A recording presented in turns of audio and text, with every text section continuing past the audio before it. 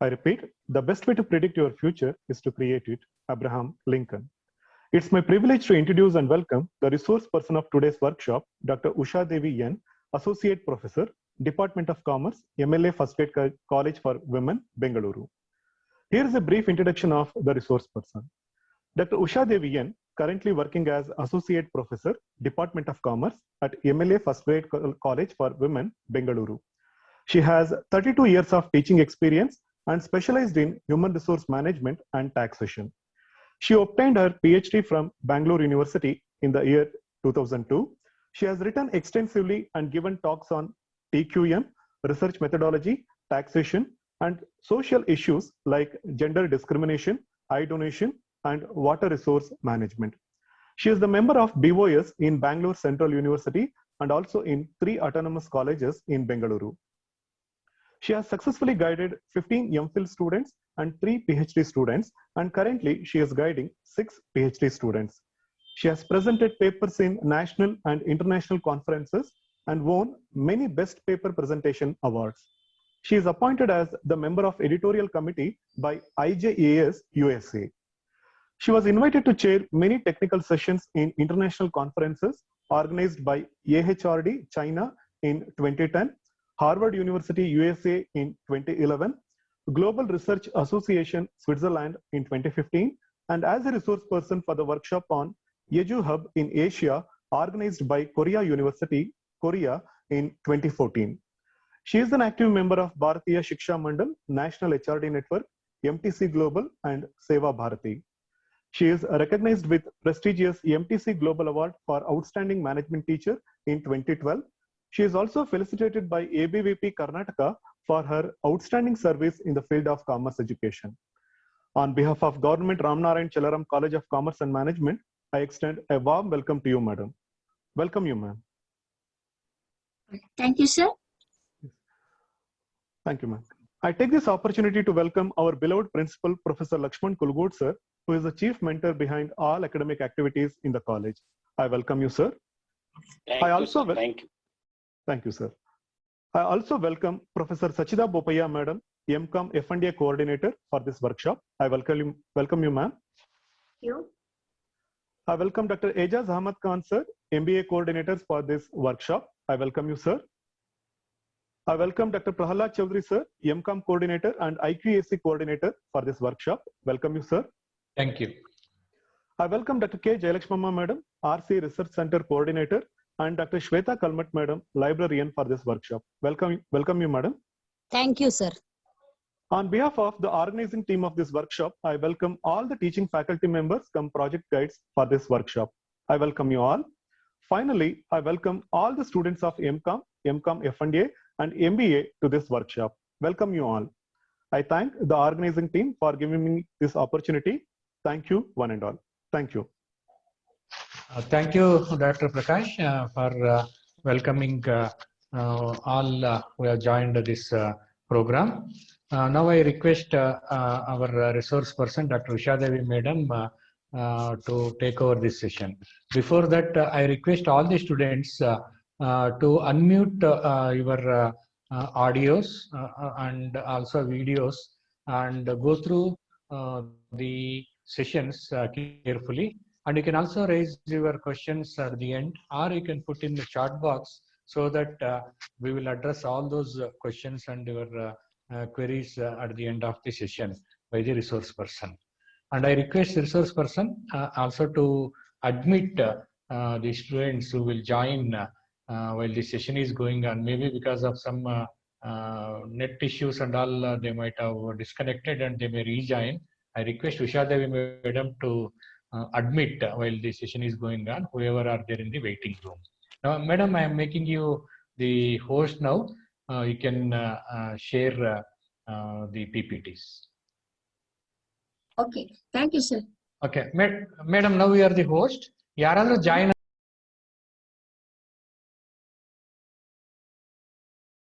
Of you. Good morning, Madam. Wow, 1 minute.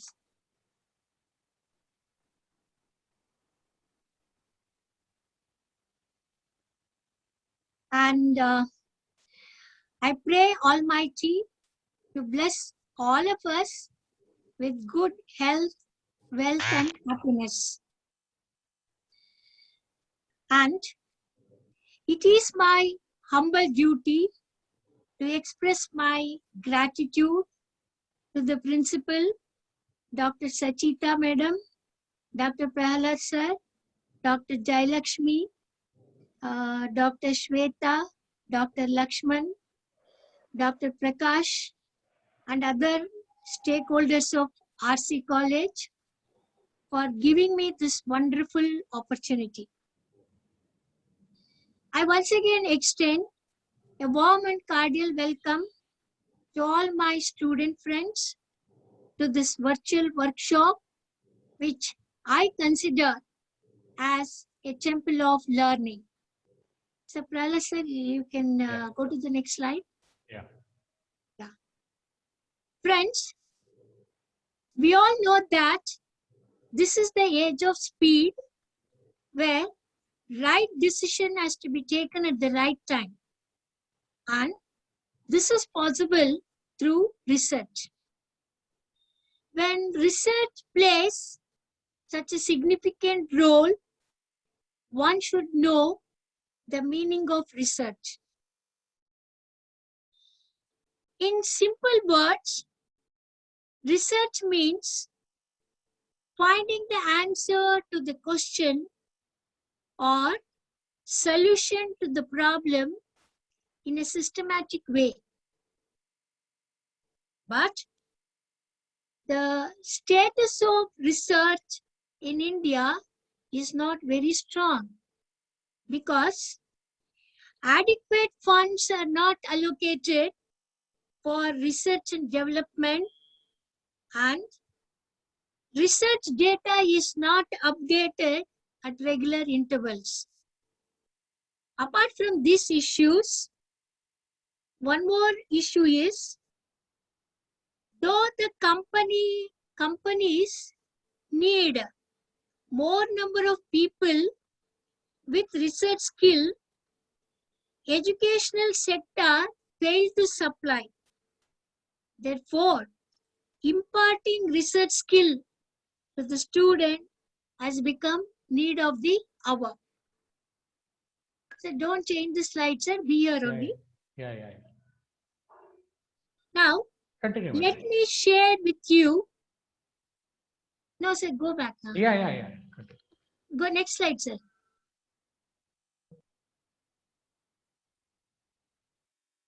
So let me share with you the next slide. Yeah, this one. Okay. A few tips which helps to identify and select research topic. Firstly, student is required to do research in the area of their specialization. That is, if the student is specialized in finance, it is better the student undertakes research work in the area of financial management. Then, students are required to read at least 10 latest publications. In these articles, at the end, author will explain the scope for further research. Please make a note of it and have a discussion with the guide, and if possible, with 1 or 2 subject experts. This process definitely helps you to identify the research topic. After this, go through research reports published by the research institutes and universities and find out what kind of research work already done in the area in which you wanted to do research. And this should be done only to avoid duplication of research work. Next, before finalizing, see that your research topic has two variables. That is, independent variable and dependent variable. For instance, if the research topic is formulated like this, you can see on the slide, a study on HR practices and its impact on business performance. Here, HR practices can be considered as independent variable and business performance as dependent variable. This is one of the criteria to be kept in mind when you frame the research topic. So next, the number of words used in the research topic should be limited to 8 to 12 words. Abbreviations should not be used, and it is better that the research topic is defined in the form of questions. For instance, if the research topic is defined like this, does happiness impact academic performance of the students at undergraduate level? In this topic, you have independent variable, dependent variable. The number of words used is not exceeding 12, it is only 11. It is only 11. Abbreviations are not used, and it is framed in the form of question. That is the right way of framing the research topic.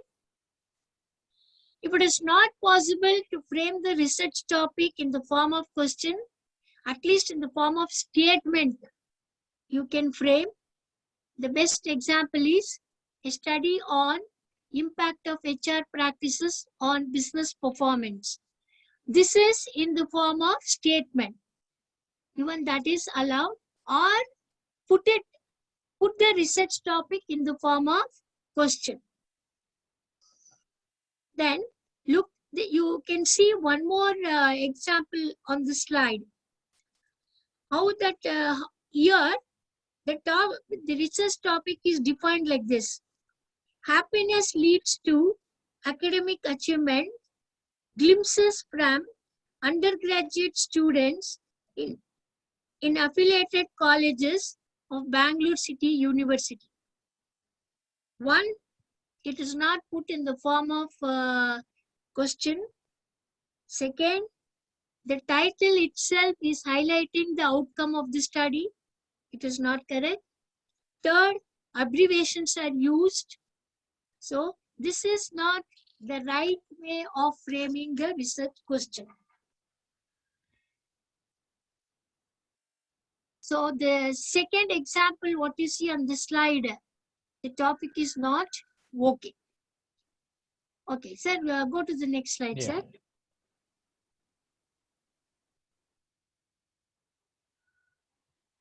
Okay, be here only. Now, when you read the articles, you come across certain concepts for which we should know the meaning, I feel. The concepts are, you can see in the previous slide, but don't change it. You just listen to me. Construct is the word frequently used in research article. So we should know the meaning of it. The meaning is very simple. The other name for the construct is variable. Construct means variable it is. That is nothing to, there is no separate definition or standard definition for that. The other name for construct is variable. Example, HR practices can be considered as one variable, business performance as another variable. To measure these variables, we need to identify the factors. Those factors, we call it as dimensions. Okay, for example, to measure HR practices, we identify the factors like training and development, manpower planning, performance appraisal, etc. These are the factors used to measure HR practices in any organization.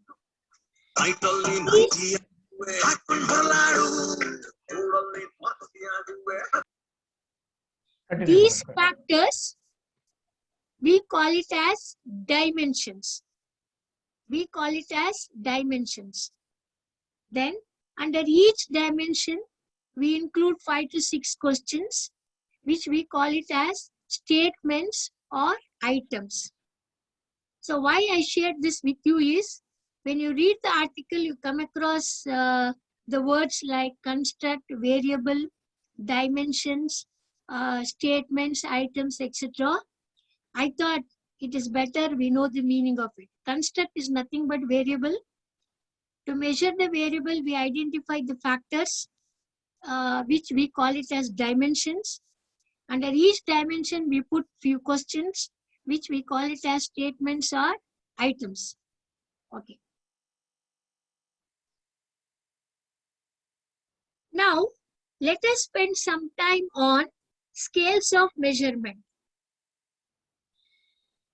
If we have categorical data like number of people infected by coronavirus or number of people married or unmarried, we should use nominal scale. So if you have number of people affected by virus, not affected by virus, such kind of data, affected, not affected, number of people married, unmarried, vegetarian, non-vegetarian, if you have the data like that, we should use nominal scale. In this case, if we are using nominal scale, then we need to prepare frequency distribution table, calculate the percentages to analyze and interpret the data. This is the story about nominal scale. Categorical means where you will not get fractions. You have only the whole number. Example, number of male and female. The question of fraction doesn't arise here. Whole number only we get. Number of people infected, uninfected. Okay, fractions we never get. We call such kind of data as categorical data. To give some more example, gender can be considered as categorical data because we never get fractions. Occupation of the people, then designation of the people. So in all this case, we never get fraction. We call that kind of data as categorical data. So the nominal scale is used if you have categorical data. In this case, calculate the percentage to analyze the data. Next. So be here only, sir.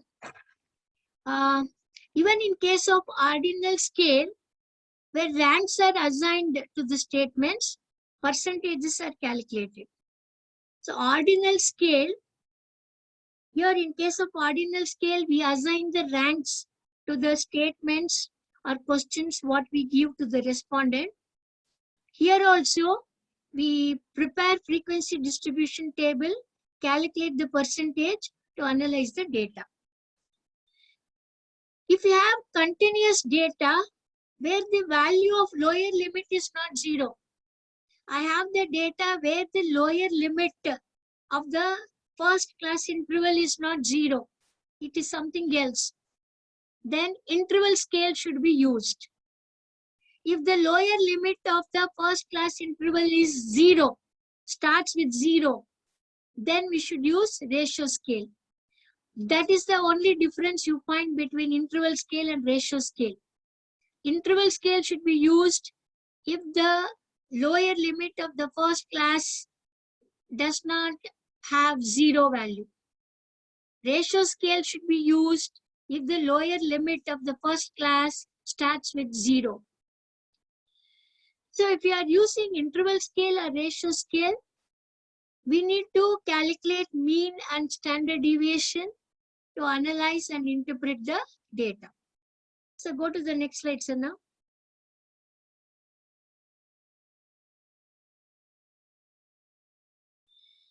Most of the students struggle with regard to use of appropriate statistical tool for analyzing the data. So I thought, let me spend some time and make you clear regarding the use of appropriate statistical data for analyzing and interpreting. Just look at the slide. X is independent variable, Y is dependent variable. Now here, X have categorical data. X I have categorical data, Y also categorical data. Both categorical data if I have, I should use chi-square. I should use chi-square. Okay, I repeat again. My independent variable is categorical. My dependent variable is also categorical. Categorical means gender. I have number of people, married, unmarried, infected, uninfected. I have the data of such type, categorical. X also categorical, Y also categorical. Use chi-square. When you are using chi-square, how to formulate the hypothesis? There is no association between X and Y. This is null hypothesis. Alternative hypothesis, how you are going to formulate? There is an association between X and Y. This is how the hypothesis should be formulated if you are using chi-square. When to use chi-square? When X is categorical, Y also categorical. Okay, first point is clear. The second one. My X variable is categorical. My X variable is categorical, but Y variable is continuous. Income is continuous. Categorical, you can say gender. Gender is categorical. Gender you can take as the example here. Continuous income. I want to know the income level of male and female employees of a particular company. So my X variable is categorical. My Y variable is continuous. In that case, I should use t-test. In that case, if I should use t-test. So one more point to be noted here is my X is categorical, Y is continuous, and I have only two groups, study groups. Male, female, married, unmarried, infected, and uninfected. I have only two groups. The respondents I have divided only into two groups. Male, female, infected, uninfected, okay, married, unmarried, so on. I have only two study groups. My X is categorical in nature. My Y variable is continuous. If this is fulfilled, you should use t-test. If you are using t-test, how to formulate the hypothesis? Null hypothesis. There is no significant difference between X and Y. There is no significant difference between X and Y. Alternative hypothesis, there is a significant difference between X and Y. This is how the hypothesis should be formulated. We'll move to the next one. My X variable is categorical, Y variable is continuous. But I have three study groups. Example, male, female, transgender. 3. or marketing department, marketing department, financial department, personal department. I have 3 study groups. I want to study the income level of the people in marketing department, financial department, and personal department. So 3 study groups if I have, then you should use ANOVA. Then you should use ANOVA. See, there is slight difference between t-test and ANOVA. T-test will be used if you have 2 study groups, but X is categorical, Y is continuous. ANOVA should be used if you have 3 study groups. If you have 3 study groups, all the remaining aspects will be same. X is categorical, Y is continuous, but if you have 3 study groups, use ANOVA. On the other hand, X is categorical, Y is continuous, and you have only 2 study groups, then use t-test. Even in case of ANOVA, hypothesis is formulated in the same way. There is no significant difference between X and Y. Alternative hypothesis, there is a significant difference between X and Y. Next, my X variable is continuous, Y also continuous. Example, X age data I have, it is continuous. Y income I have, it is continuous. Both X also continuous, Y also continuous. Then use Pearson correlation. If you are using correlation analysis, how you are going to formulate the hypothesis? Null, there is no significant relationship between X and Y. Alternative, there is a significant relationship between X and Y. Same thing can be applied to regression. When you do correlation, regression should be done. Otherwise, there is no meaning to it. So in case of regression, how you are going to formulate hypothesis? There is no significant influence of X on Y. Alternative, there is a significant influence of X on Y.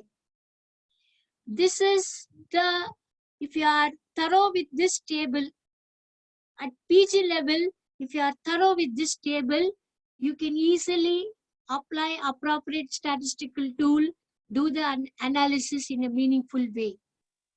PhD students are required to learn little bit more. At PG level, these are the tools you should be thorough. Okay. Let's move to the next slide, sir.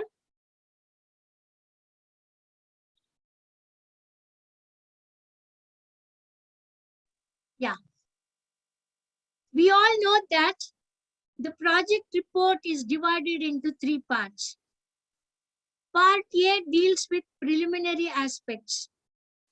And if you refer to few project reports, you get an idea regarding how to write preliminary aspects, like how to write title page, the way different types of certificates, acknowledgement, table, all that you get an idea how to write if you refer to few project reports. You don't require any guidance from the lecturers or the experts. So I just skip this aspect. The second part deals with chapters, which we have to discuss in detail. Part C consists of annexures like bibliography and questionnaire. Bibliography and questionnaire. Questionnaire, you all, okay, let me come to that point. Bibliography, the students are required to follow APA format, that is generally followed in most of the universities. So I also suggest to follow APA format to present your bibliography. Questionnaire Likert scale, it is better you opt for Likert scale, 5-point Likert scale. Another point is, see, if you develop the questionnaire, you need to do exploratory factor analysis, confirmatory factor analysis. That itself becomes a big study. And I was told that the number of pages in your report should not exceed 100. If you do exploratory factor analysis, that itself takes 15 to 20 pages. So what I suggest is, you don't develop a questionnaire. Already there are many developed questionnaires. Questionnaires are developed by the research institutes where its reliability and validity is tested. You can use it. The only thing is, you need to cite that in your project report. If you are studying on work-life balance,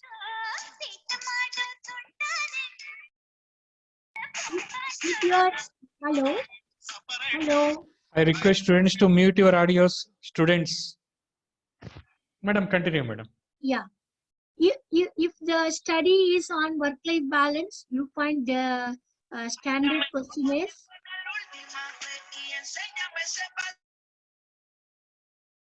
If the study is on quality of work life, employee engagement, you get standard questionnaire. You can use it in your study. There is no hello.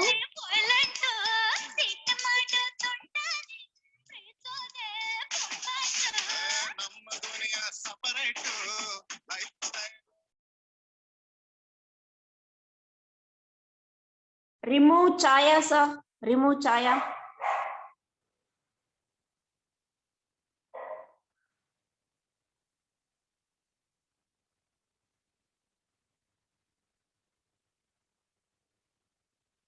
Madam, please continue.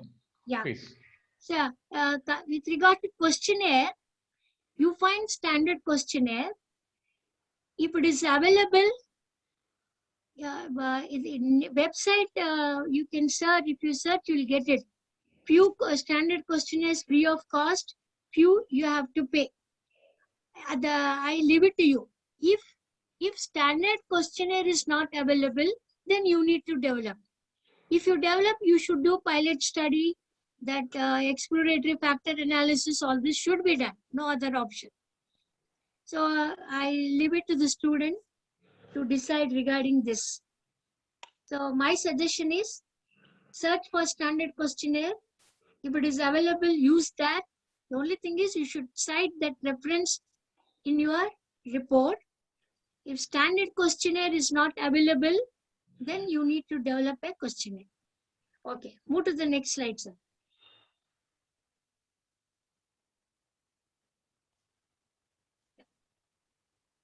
Coming to chapter 1, that is introduction.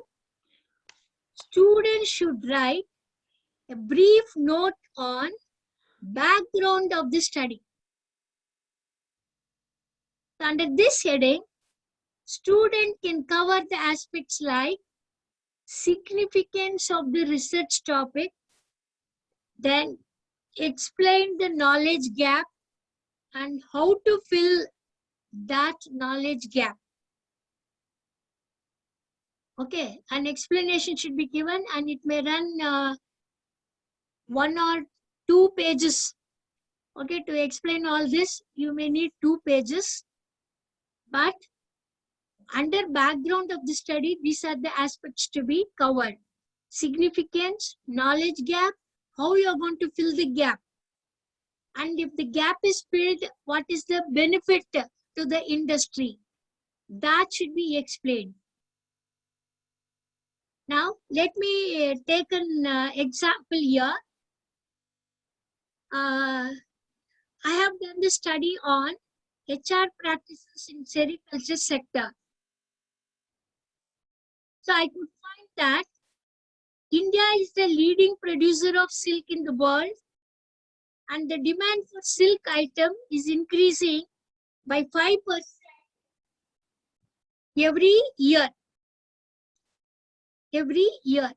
So this explanation, you can put it under significance.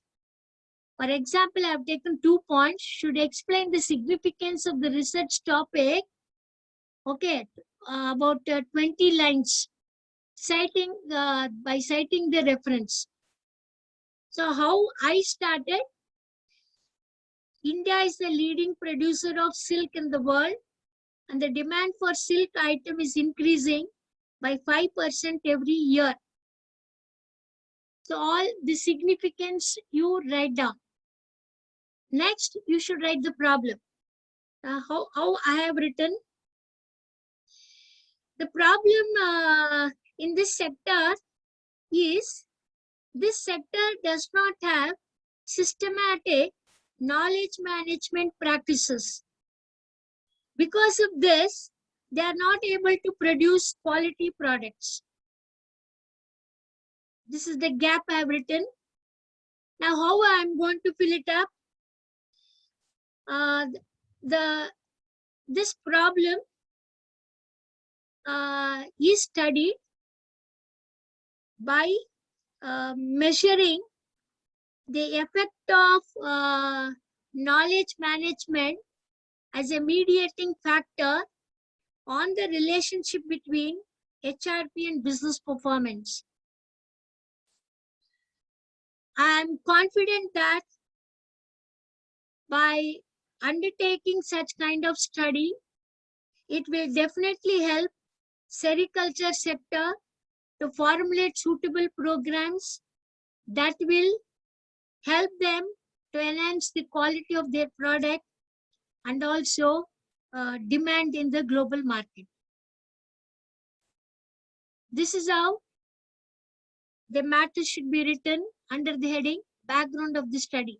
First, explain the significance of your research topic. My topic is HR practices. Then explain the knowledge gap. What is the gap or what is the problem? Then explain how you are going to fill the gap. So what I said, I took knowledge management as a mediating factor to measure the relationship between HR practices and business performance. By undertaking such kind of studies, I'm confident that it will definitely improve sericulture sector to enhance the quality of their product and also export their product and increase the demand for their product at the global market. So these are the things to be written at the first heading. Second, under theoretical framework, the student can discuss in detail the meaning, definitions, features, challenges, and theories which are relevant to your research topic. All theoretical part, you get this information in the textbooks and also in the research articles. With regard to research location, the student should explain with justification. One minute.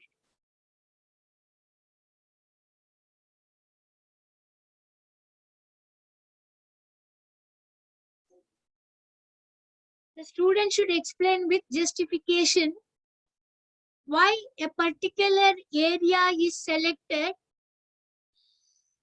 as the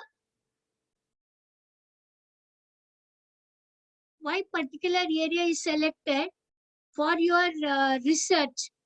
With the justification, you should explain. Coming to rationale of the study, you should explain the expected outcome of the study and its contribution to the industry. This should come under the third heading. And according to me, these are the aspects to be covered under first chapter, introduction. We should run up to 20 pages. It should not be more than 20 pages. So go to the next slide, sir.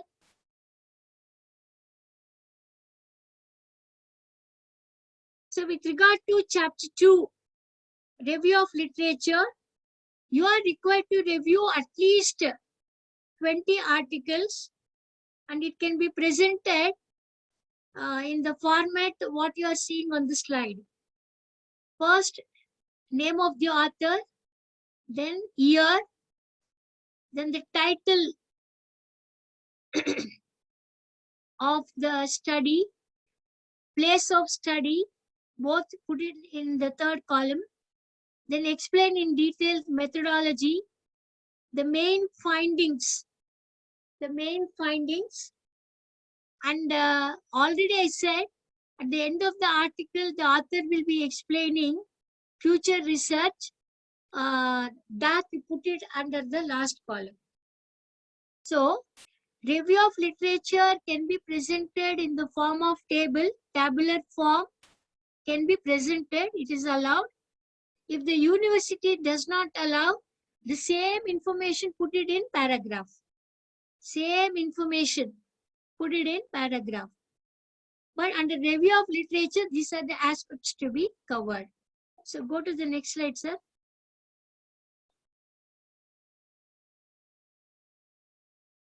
Okay. See, name of the author, my name, Usha Devi N. I did the study in 2016.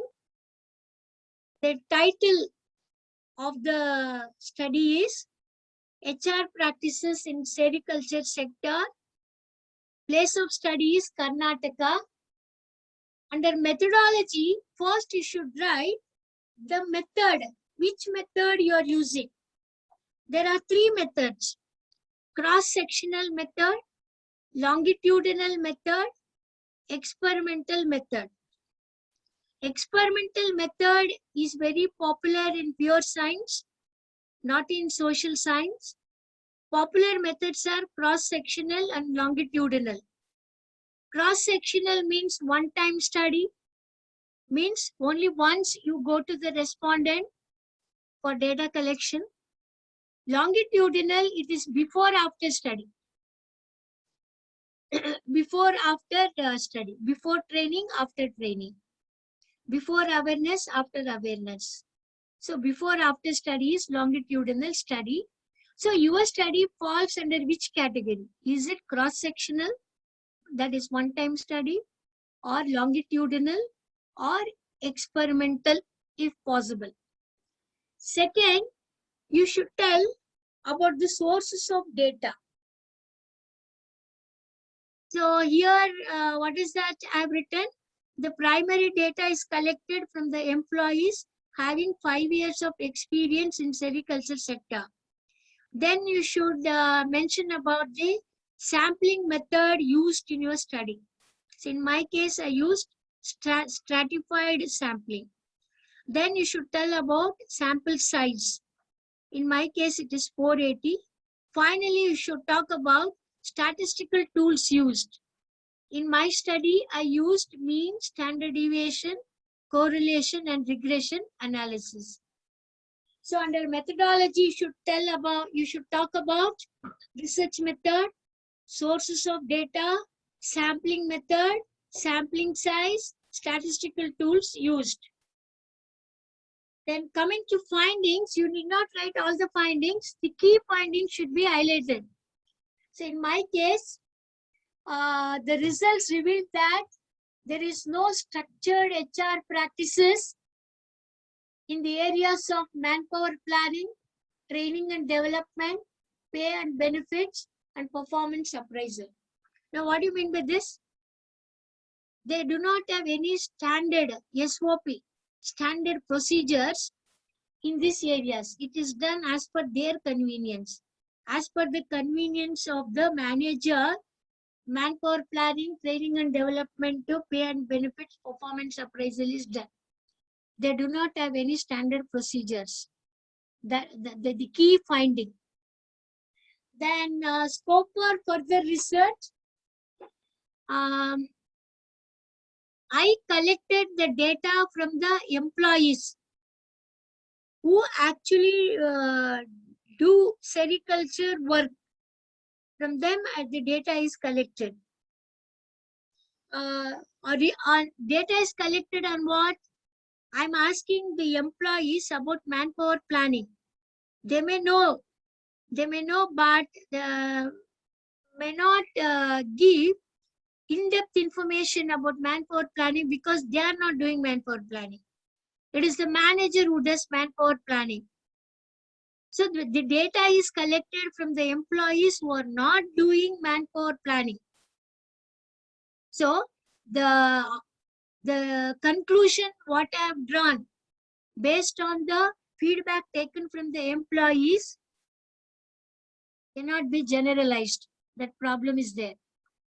So what I am suggesting, future research, multi-level data analysis can be undertaken in order to validate the research findings.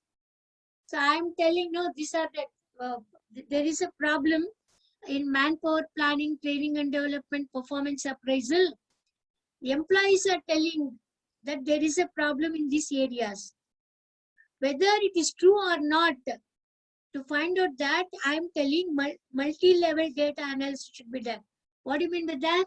Collect the data from the top level, middle level and lower level. I collected the data from lower level. So the conclusion what I have drawn cannot be generalized. That is why I am suggesting do multi-level analysis for the same topic in order to validate the findings. So this is how the literature review should be presented.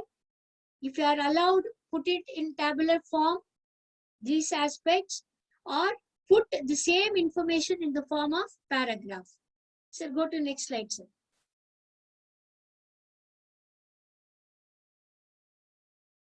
Based on review of literature, you should design conceptual model. And in my study, this is how I have designed the conceptual model. So my title is HR Practices and its impact on business performance. I've taken HR practices as independent variable to measure HR practices, the dimensions, what I identified are manpower planning, recruitment and selection, training and development, pay and benefits, and performance appraisal. These are the dimensions or factors identified to study HR practices in sericulture sector. Under business performance, I have taken the aspects like repeat business, new business, profit before tax and after tax. These are the aspects taken. And independent variable, how it will have impact on dependent variable is shown in the form of chart. So after review of literature, immediately you should prepare a conceptual model showing the relationship between independent variable and dependent variable. So move to the next slide.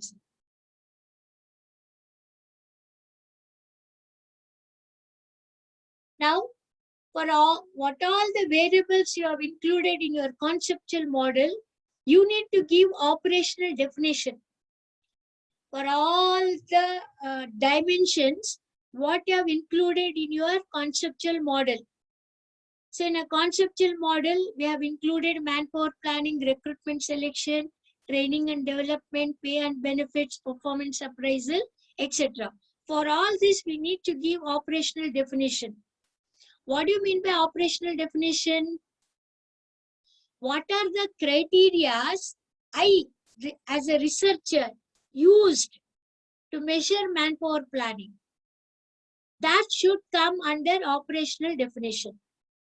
What are the criteria? Mr. A might have used a different criteria to measure manpower planning.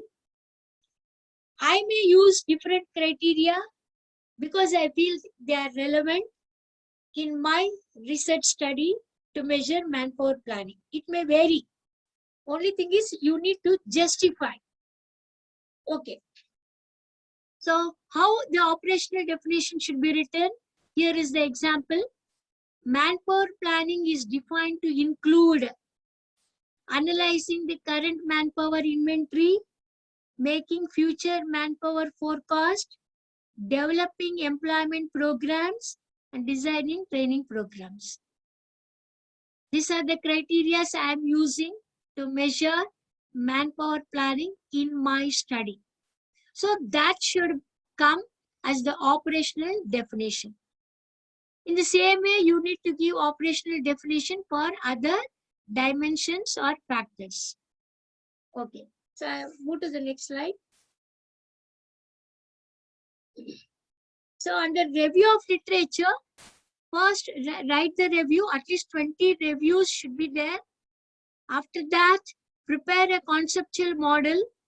Then after that, give operational definition for the factors included in the conceptual model. These are the things should come in chapter 2, that is review of literature. The third chapter is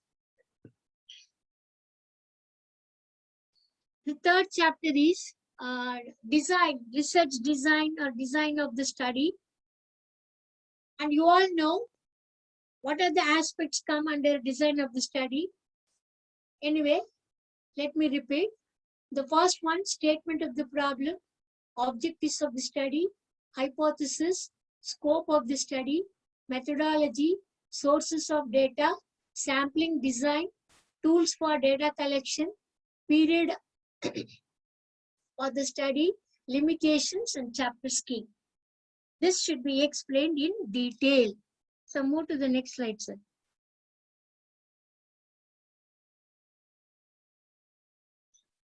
The first aspect in design of the study is statement of the problem.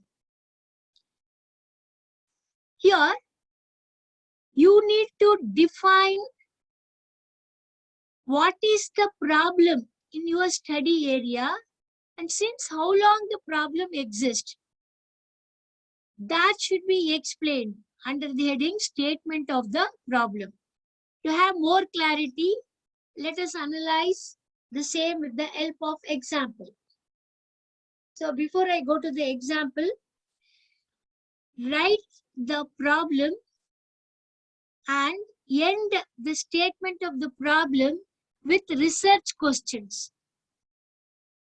Okay?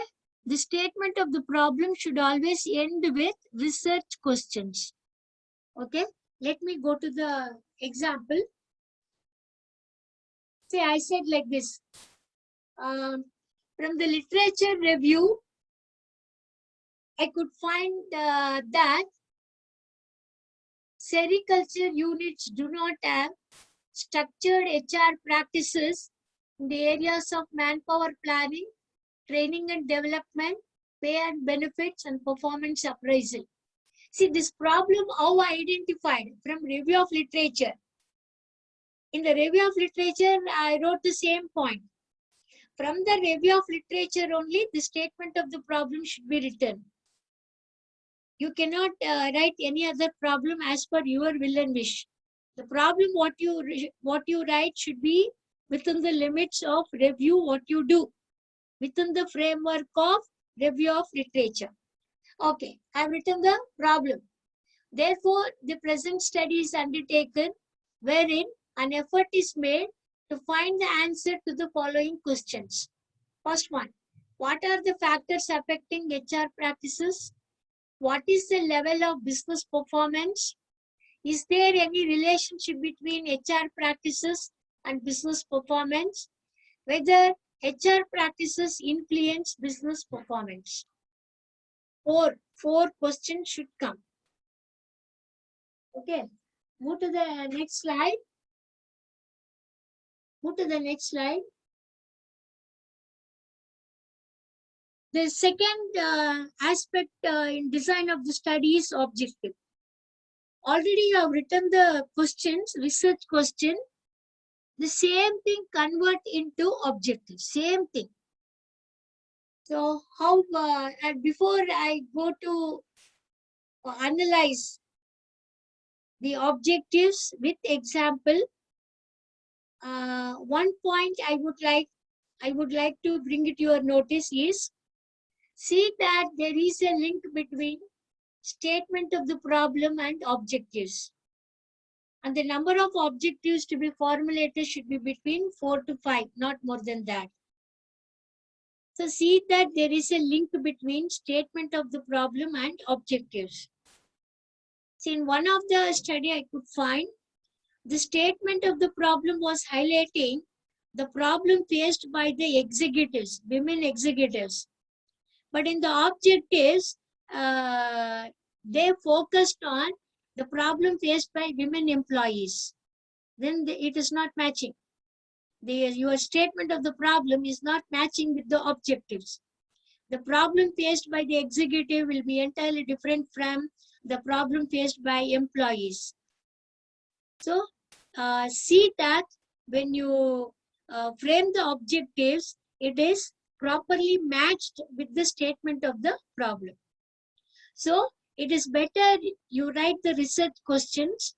Same thing, if you convert into objectives, you can properly align your objectives with the statement of the problem. Now let me come to the example. First one, to study the HR practices in sericulture, to analyze the level of business performance, to measure the relationship between HR practices and business performance, to examine the influence of HR practices on business performance. Same research questions is converted into objectives. Same aspects are converted into objectives here. And this is how the research work should be done. Okay, we'll move to the next one, sir.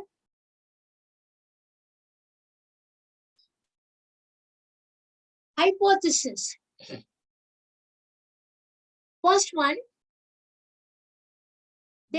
for the first objective, the hypothesis is there is a significant difference in HR practices among public and private sericulture units. I have taken 2 study groups here. So t-test should be used. I am taking only 2 groups, public and private, and I am studying the HR practices. Is there any difference? So I should use t-test. Second hypothesis, I have written alternative hypothesis directly, that can be done, or you write null hypothesis, alternative hypothesis. That is also okay. So the second one, alternative hypothesis, there is a significant difference in the level of business performance among public and private units. There is a significant relationship between HR practices and business performance. This is the hypothesis for the third objective. There is a significant influence of HR practices and business performance. This is the hypothesis for the last objective. So the hypotheses are properly matched with the objectives of the study. Very simple. Okay, so go to the next one, sir. Scope of the study. Okay, so here you should write, you can highlight the points like, I just give the summary of the example what is shown on the slide. This study is limited to retail outlets here. You can say your study is limited to banking sector. Okay. The data analysis is limited to, the second point what you find here is, the data analysis is limited to responsibility accounting and its impact on cost control. You can say your data is limited to HR practices and business performance. Then the third aspect, the outcome of the study will help retail outlets to formulate suitable programs that will help them to enhance the practice of responsibility accounting and thereby cut down the cost of production. So under scope of the study, first you say geographical limit. The study is limited to Bangalore city. Second, you say your study is limited to what kind of variables. Third, you say by the outcome of the study. By conducting such kind of study, in what way it helps the industry. So I am telling the outcome of my study will definitely help retail outlets to formulate suitable programs that will help them to bring down their cost of production. Over. Any research topic you take, these are the 3 points to be highlighted. First, the geographical limit. Second, the data analysis limit. Third, the outcome of the study. Okay, go to the next one.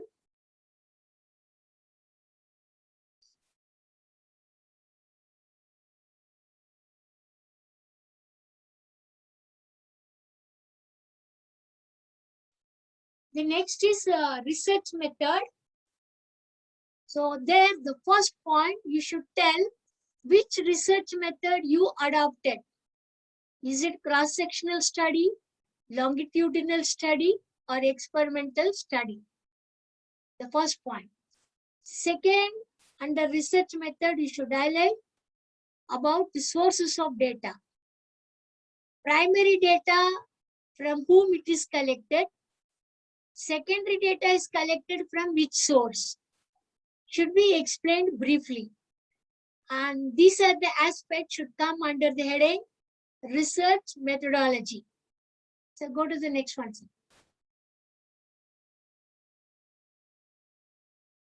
Next, you should explain the sampling design. And before that, let me tell you the meaning of sample frame. Sample frame is a document which consists of active population. It is from this document the researcher should draw the sample. To have more clarity, let me take an example. See, in the college or any educational sector, we maintain attendance register. In that register, the students who are regular to the class names will be there. The students who are irregular, discontinued names will be deleted. So attendance register will have the students who are active to the class or regular to the class. So attendance register can be taken as a sample frame. From this, you can draw the sample for the purpose of your study. So sample frame is a document which consists of active population from which the researcher will be drawing the sample. Okay. Now, here,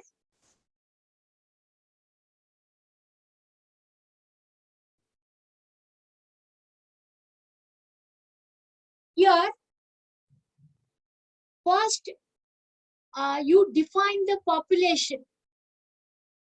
In case of my study, HR practices, the population is sericulture units in Karnataka. Define. Second, determine the sampling frame. Okay. In my case, I went to sericulture head office, took the list of sericulture units which are registered within the jurisdiction of Karnataka. I took that list. From that list, I selected few sericulture units from where I collected the data. In case of responsibility accounting, my student went to registrar office which is in Koramangala. He took that industry report 2018. There you could find 25,000 retail outlets are registered in Karnataka. From there, he selected few retail outlets for the purpose of his study. So, first define the population. Second, determine the sampling frame. identify the document from where you are going to draw the population. Third, explain about the method of sampling. Is it purposive sampling, convenient sampling, cluster sampling? That should, explanation of that should come as the third aspect under sampling design. Here, I want to stress upon one aspect, that is, nowadays, if you refer to any Scopus index journals, you find only these 4 sampling methods. That means the other sampling methods are not accepted. If you adopt other sampling methods, they reject. Anyway, your PG students, any sampling method can be used, not a problem. When you go for publication, think of these 4 sampling methods. One is simple random sample. 1. So from the image, you can know the meaning of it. Simple random. Population is there. On random basis, the required sample is drawn. On random basis it is. Systematic, you just see the circle which is rounded off. Second one, first one is left out. Second one is selected. After that, 2 are left out. Third one is selected. After that, 2 are left out. Third one is selected. So they leave 2 and select the 1. Either they take odd number to draw the sample or even number to draw the sample. That is systematic sample. Stratified, you divide the population into different groups, and in each group, 1 sample is drawn on random basis. See, from the first group, 1 sample is taken. From the second group, 1 sample is taken on random basis. Third group, 1 sample. Fourth group, 2 samples are taken on random basis. That is stratified. You divide the population into different strata. From each strata, you draw the sample on convenience basis or random basis. Cluster. Here you divide the population into different groups, and you cluster means entire group. If you decide to select the second group, all the people in group 2 will be selected. So in group 2, there are 3 people. All the 3 are taken as a sample for the purpose of their study. First one is rejected. Third one is rejected. The fourth one again selected. Fifth one is rejected. So the entire group will be taken as a sample under cluster sampling. So any one of these sampling method can be adopted. Then determine the sample size. Here, there are formulas I think you should be knowing. You might have studied in statistics. Using that formula, you can determine the size of the sample. Mainly, these are the things to be highlighted under sampling design: population, sampling frame, sampling technique, and sample size. Okay, go to the next slide, sir.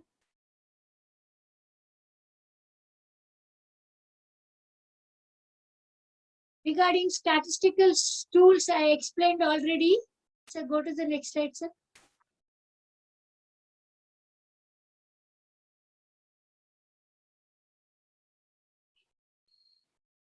See, if the student is using secondary data, only they should write the period of the study. Okay, for what period your study is done. Have you taken 5 years data, 10 years data, and so on? Only the students who are using secondary data should write period of study. If you are using primary data, no need to write this period of study, not required. So move to the next slide, sir.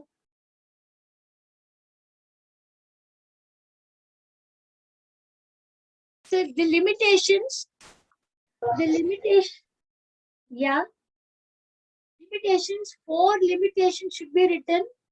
Any good research project will have 4 limitations. They expect that. First one, you can talk about time and financial. Due to time and financial constraint, the study is limited to Bangalore city.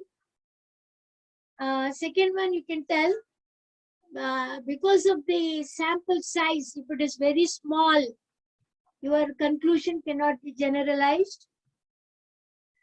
And third one, you can talk about statistical tools. Each statistical tool has its own implication. If it is not properly selected, it will affect your findings. And the last one, to time and financial constraint, your study is limited to retail outlets only, or you can tell banking sector only, and so on. So, because of time and financial constraint, your study is limited to particular area. Because of time and financial constraint, your study is limited to a particular topic. If the sample size is small, conclusion cannot be generalized. If the appropriate statistical tools are not used, the conclusion may get affected. Okay, next slide.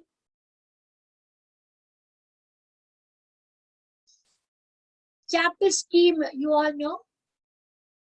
Yeah, at the end you should write the chapter scheme. So there's nothing to explain here. So move to the next slide. Chapter 4 is profile of the respondent.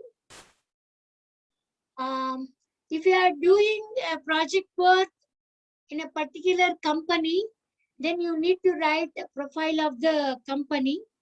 And what are the aspects should come under profile?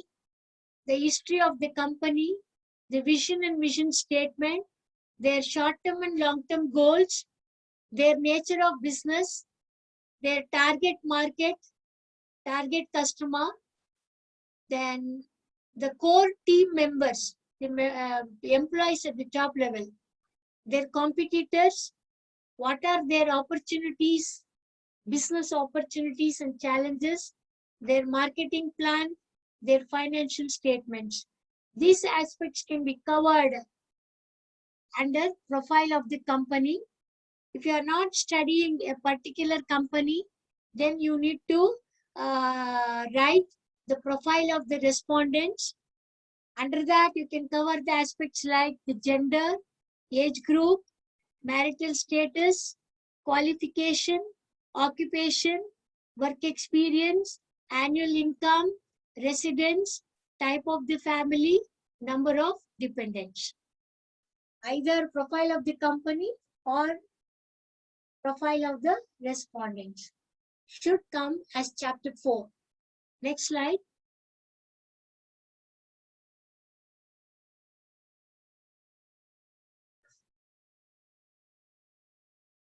So with regard to chapter 5, that is data analysis and interpretation, one point to be kept in mind is it should be properly aligned with the objectives of the study. Your findings should match with the objectives of the study. Okay, for instance, I have taken the example. Next slide. Yes. Next slide, sir. Yeah. See, my first objective was to study the factors affecting HR practices in sericulture sector. I used interval scale. So descriptive statistics like mean and standard deviation should be calculated. Alpha value we should calculate to prove that your scale is reliable if the values are more than 0.70. Alpha value can be presented next to standard deviation. A separate table is not required. And alpha values we calculate only to check the reliability of the scale. The reliability of the scale. So I have taken 2 units, public units and private sector units, 2 units. And I calculated mean and standard deviation. And because I have taken 2 study groups, I calculated t-test. And I'm getting non-significant. Now, what do you mean by that? My hypothesis, there is a significant difference in HR practices of public and private units. Here I'm getting non-significant, means there is no difference. The HR practices in public and private units, there is no difference. Both are on the same status. Now, what is their status? They have the problem in the area of manpower planning, both of them. Training and development, pay and benefits, and performance appraisal. How I could identify? Calculate overall mean and compare with the mean value of each dimension. If the mean value is less than the overall mean, it is a problematic area. So, overall mean you calculate, compare with individual mean. If the individual mean is less than the overall mean, it is a problematic area. So, in case of manpower planning, I got the mean value which is less than the overall mean. Training and development, pay and benefits, performance appraisal. These are the areas where the mean value is less than the overall mean. Therefore, I consider these as gray areas. Recruitment and selection slightly better in public. Private, though mean values are slightly more than the public units, the final status is same. Manpower planning, there is a problem. Training and development, there is a problem. Pay and benefits, there is a problem. Performance appraisal, there is a problem. So, both, though the mean values are higher than the mean values of public units, both have the same problem in the same area, that is manpower planning, training and development, pay and benefits, and performance appraisal. And this is statistically proved to be correct from t-test value. T-test I am getting non-significant. That indicates that there is no difference. My hypothesis, there is a difference.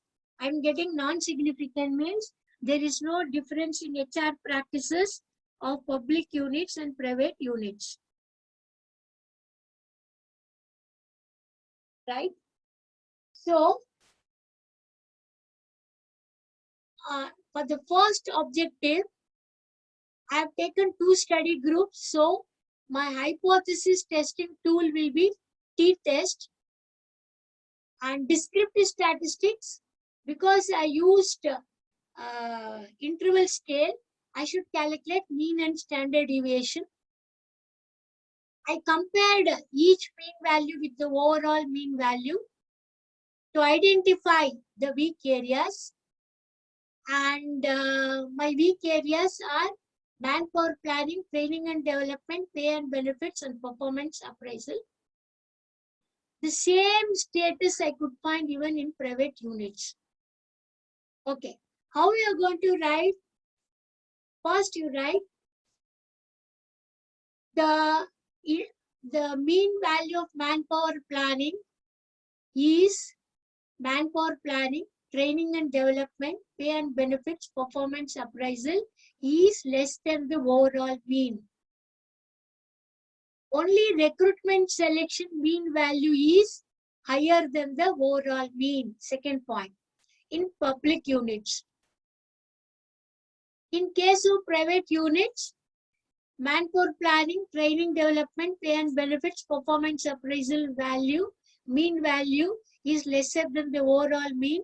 recruitment selection slightly higher than overall mean. From t value, we can from the t value it can t value conveys that there is no significant difference in HR practices among two study groups. So 3 points. First, talk about the weak areas, talk about the strong areas, finally talk about the t-test, hypothesis statistical tool used. 3 points you are going to write under this heading, for this objective. Alpha value, you need not write anything, just show the values. No need to write a statement or comment on it, just show the value. If the examiner looks into the value, he will draw the conclusion that the scale what you have adopted is reliable. You need not comment on it. So, same procedure should be followed for the second objective, that is business performance. So, go to the next slide, sir. The third objective is to study the relationship. The R values are calculated. Now, what is that you are going to tell first? How many of these dimensions have positive relationship? How many have negative relationship? In my study, all the dimensions have positive relationship. Write that. All the HR practices, all the components of HR practices have positive relationship with business performance. Suppose if you have negative relationship, take it as a second point. Then third point, what you should write? Among these values, how many R values have weak relationship? So I put in red. They are the R values which have weak relationship with business performance. Human resource planning has low R value. Training and development, pay and benefits, performance appraisal. All these dimensions have low R value compared to that recruitment selection. See the difference? So third point, you write how many factors or components have weak relationship with dependent variable. So first talk about how many variables are positive. Second, how many negative. How many negative. Second. Third point, among the variables which have positive relationship, how many have weak relationship? How many have weak relationship? These are the 3 points to be highlighted for this particular table. So move to the next one, sir. So regression. In case of regression, I think it is not seen in the table. Anyway, I will explain. You should calculate all this, but for interpretation, you should look into R square value. Now, in this table, the R square value is 44. The R square value is 44. Means what? The HR practices influenced business performance to the extent of 44% only, but not 100%. The influence of HR practices on business performance is 44, not 100. Why? There may be other factors which may influence business performance, but not considered in my study. Not considered in my study. So in my study, teamwork is not considered. Teamwork may be the factor which may influence business performance. So I'm getting only 44%. Why? Means there may be other factors which influences business performance, but not considered in my study. Okay. that explanation should come under this table. So first point, you tell how many dimensions have are significant. That star, no, one star is significant at 5% level.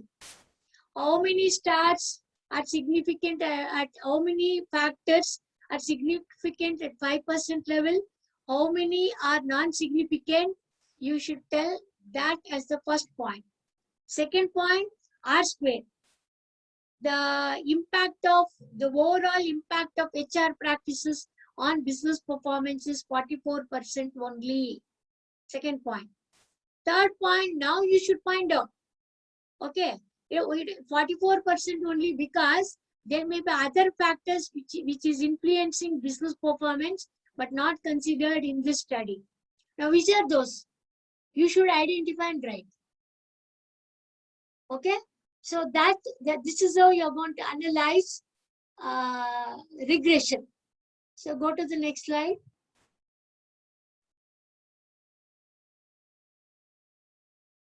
Under the last chapter, first you write rationale of the study.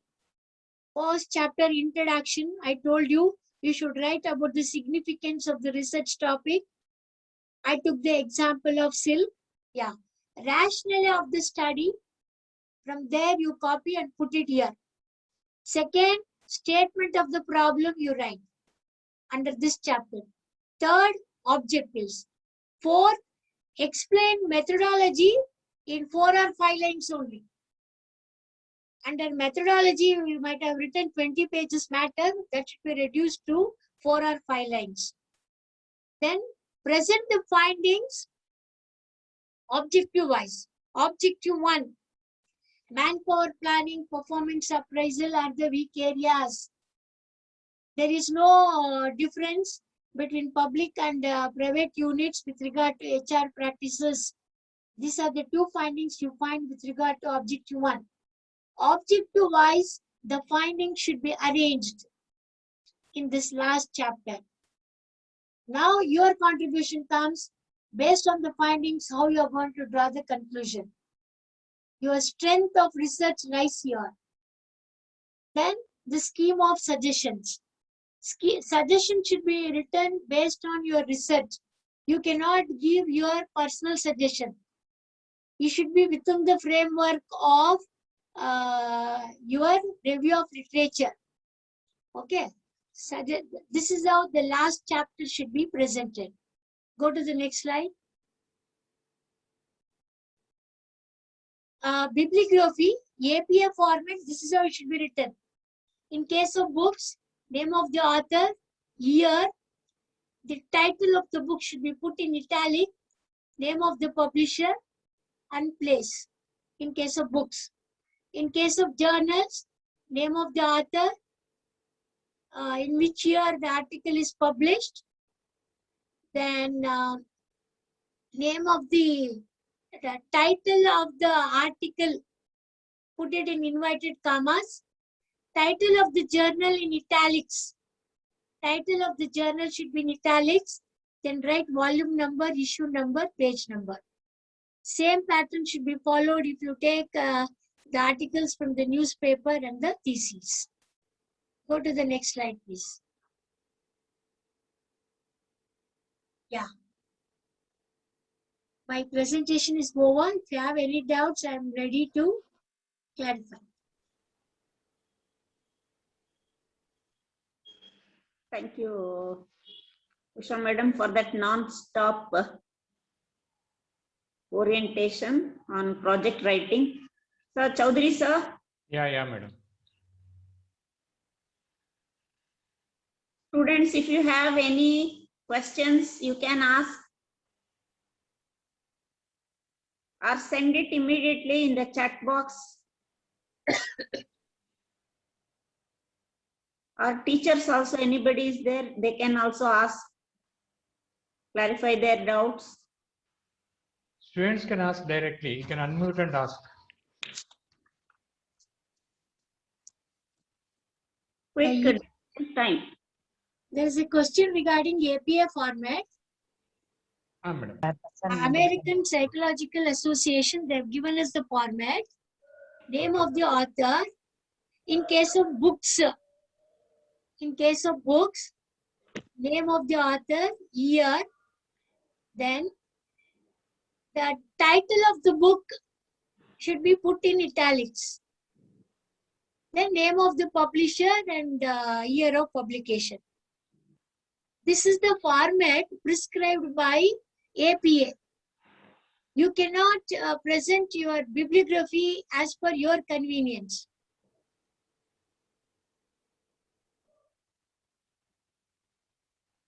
Yes, Okay. any other question? Synopsis. Yeah, madam. Yeah, madam, please. Tell about synopsis. Synopsis.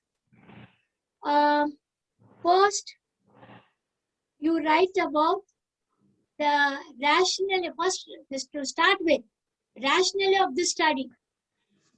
First para, rationale. Then come to statement of the problem. That methodology should be explained in detail. First, that rationale of the study. Don't write rationale of the study, write introduction. But under that heading, you'll be writing about the significance of the study or the rationale of the study. Then write about review of literature. 10 reviews you can put. Only reviews you should put. No conceptual model. And one more point to be clarified is, see, PG students are doing dissertation. PhD students will submit thesis. Now, what is the difference between the two? When I say thesis, I should write research gap. PhD students can write research gap because they do in-depth review of literature. Whereas PhD students may go through some 20 research articles. With that, it is difficult to write research gap. So in case of dissertation, no need to write research gap. That is why it is called dissertation. Whereas in case of thesis, research gap should be written. Okay, after review of literature, write statement of the problem, objectives of the study, hypothesis, methodology, sampling design, statistical tools used, chapter scheme, and conclusion. These are the things should come under synopsis, and everything should be put in future tense. The whole thing should be presented in future tense.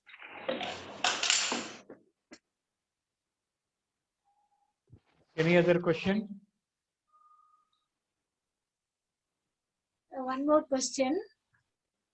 Study on banking. See, you have taken only one variable. Which area? We will ask the student to The speak. student can unmute and ask.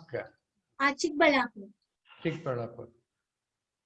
I think Asha, it seems. Asha?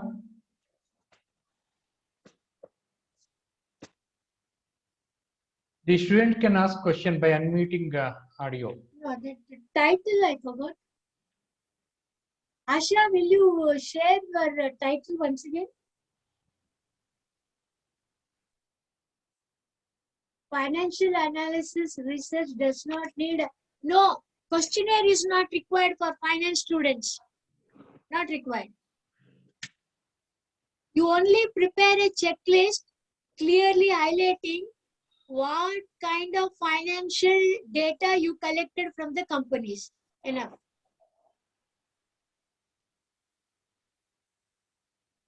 Yes, any other questions? Students, please.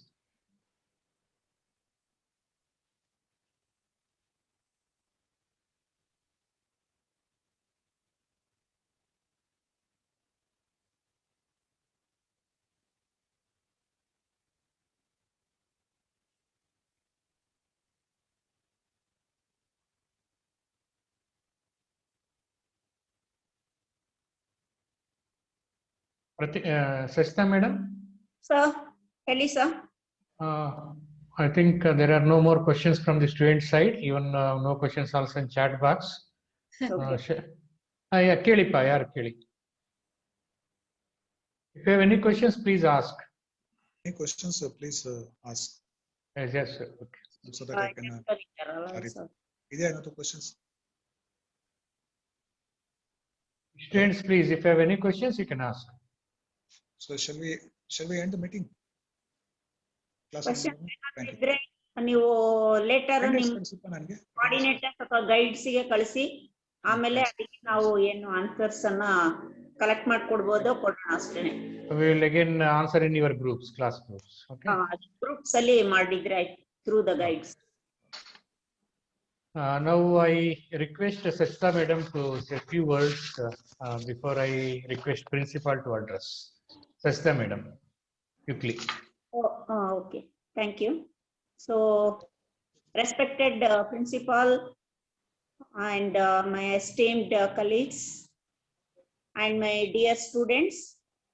So today we had a very informative and interesting talk by Dr. Usha, the resource person, on the topic, the procedure of writing the project reports.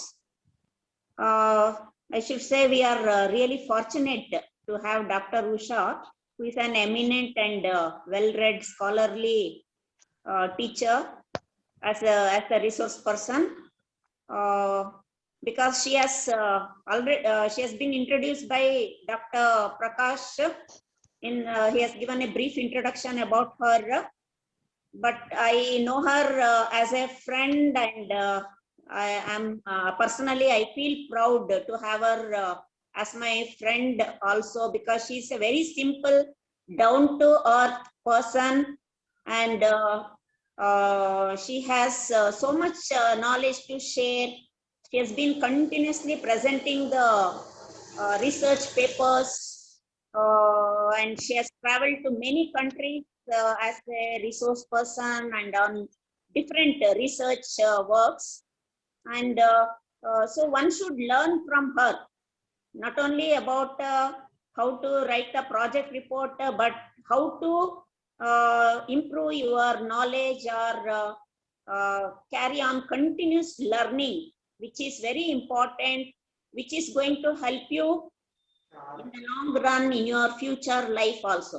So whatever knowledge that you have acquired today will go a long way in your life, and it will brighten your future. And when I requested Dr. Usha madam to guide the students to share our knowledge and experience with our PG students, she readily agreed to do so, because it is not an easy thing to do, and due to pandemic, this online is on the other way, it is helping all of us to share the platform, online platforms for learning. And I'm really happy that today we had a very good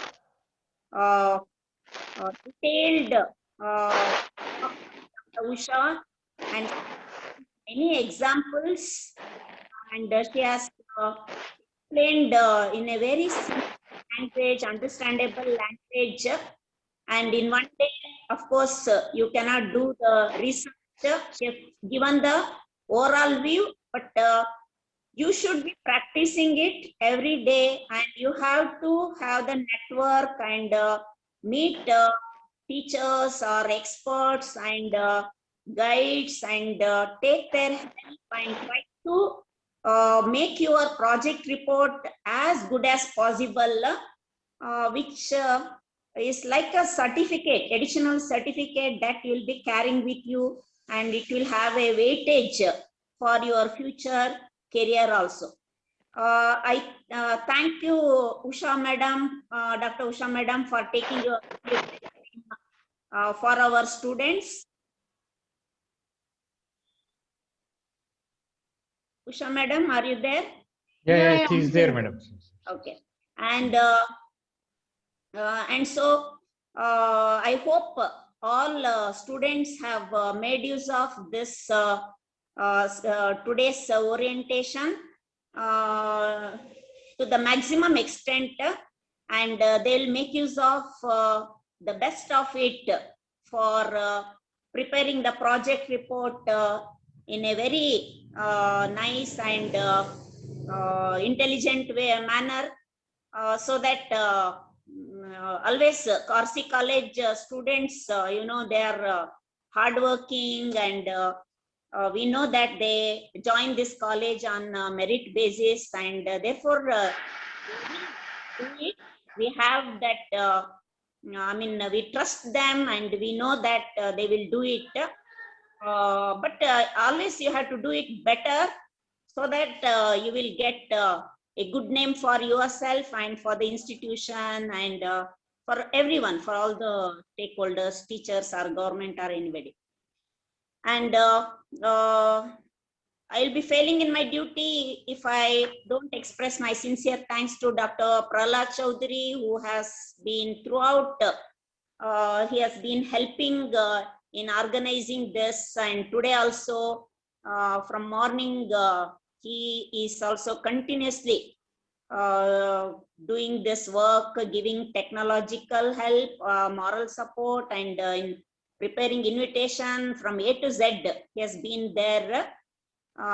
Thank you, Prahlad Chaudhary sir also, and Dr. Prakash, and Dr. Jayalakshmamma, and Dr. Reja sir, who is also there.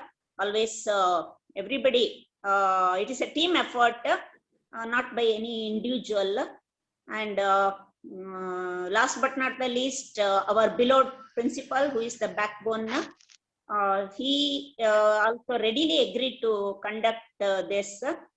And students, you should remember, this information is reaching to you without any cost, but because of the teamwork and the efforts of the resource person, principal, staff, and everyone, and your support also, your cooperation also. And it is reaching to your doorsteps, and whenever you get an opportunity like this, you make the best use of it. And with this few words, I thank once again Dr. Usha madam, and students. I wish you all the best in preparing your project report and your future career also. Thank you. Okay, thank you, madam. And Ajay sir, will you say a few things, or shall I move on to principal? Yes, sir. Sir, session was very nice. Since I was occupied with the class, I was doing both. I was listening in 1 year madam's presentation, and the mic I was speaking to the students. I could not focus fully, but I looked at every slide. Madam had put in lot of efforts to prepare the slide, and they were very interesting. Please do share those slides. I'll also share with students and ask them to go by line by line of those slides to understand its totality. Further, I have a request with the students, not a direction, request to the students. The number did not exceed at any point of time beyond 60. 62 was the highest number which I was seeing. That includes 5 of us, 6 of us. Madam Usha Madam, Chaudhary, Madam Sukita Upaya, Jayalakshmamma, and I think Prakash. 6 of us living. So which means that the number was, the full strength was not there. This kind of program, they must make use of, everyone must actually participate, and they should carry, because this posts were given to them some 4 or 5 days back, that there is going to be webinar on this particular topic. And this is very apt for all the 3 courses, 3 programs. So all the 3 program students have to write the report and submit it. So even a single mark that is scored will be of greater help in the times to come. So therefore they have to show some kind of seriousness. The number is good. Those who have attended, I appreciate. But those who could not, maybe reasons because of network, but that cannot be always an excuse. So they have to find out some kind of solution for that and try to at least participate in this kind of program. That will help a lot. Otherwise, simply they'll write the report, copy from here and there, and that will not, benefit them.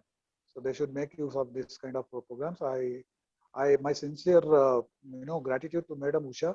I could not speak to you. Thank you, Madam. Thank you for accepting our invitation, and thank you, Mr. Chowdhury, also for initiating.